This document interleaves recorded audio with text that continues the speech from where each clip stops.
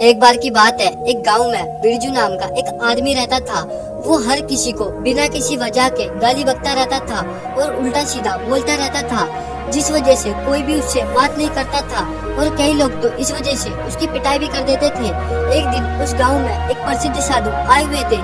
सभी लोग उनसे अपनी अपनी समस्याओं का समाधान पूछ रहे थे।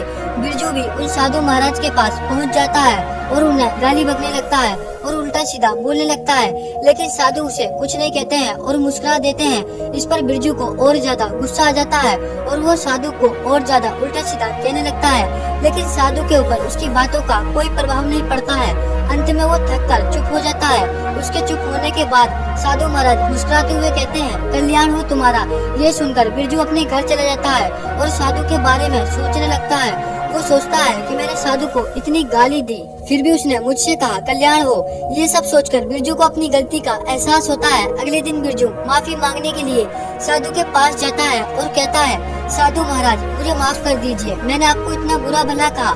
फिर साधु महाराज कहते हैं, तुम एक काम करो, बहुत से मोर पंख लेकर आओ।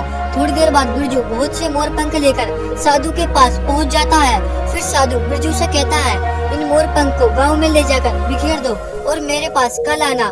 बिरजू साधु के कहे अनुसार पूरे गांव में मोर पंख बिखेर देता है और अगले दिन साधु के पास पहुंच जाता है। अब साधु कहता है, तुमने जो मोर पंख गांव में बिखेरे थे उन्हें वापस लेकर आओ। ध्यान जाए, तुम्हें सारे मोर पंख वापस लाने हैं जितने तुमने बिखेरे थे। बहुत देर बाद बिरजू साधु के पास मोर पंख लेकर पहुंचता है और कहता है, साधु महाराज मुझे सारे मोर पंख तो नहीं मिले, लेकिन जितने मोर पंख मिले हैं मैं उतने लेकर आ गया हूँ। फिर साधु कहता है, जिस तरह तुम खोए हुए मोर पंख को वापस नहीं ला सकते, उसी तरह किसी को दिए गए शब्द वापस नहीं लिए जा सकते। ये सब सुनकर बिरजू साधु से कहता है, साधु महाराज अब मुझे सब समझ आ गया है। मैं आज से किसी को भी अपशब्द नहीं कहूँगा और न ही किसी से गलत बोलूंगा। उस दिन के बाद से बिरजू सुधर जाता है और हर किसी से इज्जत से बात करता है। काफी लोग ऐसे होते हैं जो बात बात पर गालियाँ बकते हैं, जबकि ऐसा करना गलत है, क्योंकि किसी को एक बार कहे गए शब्द वापस नहीं लिए जा सकते।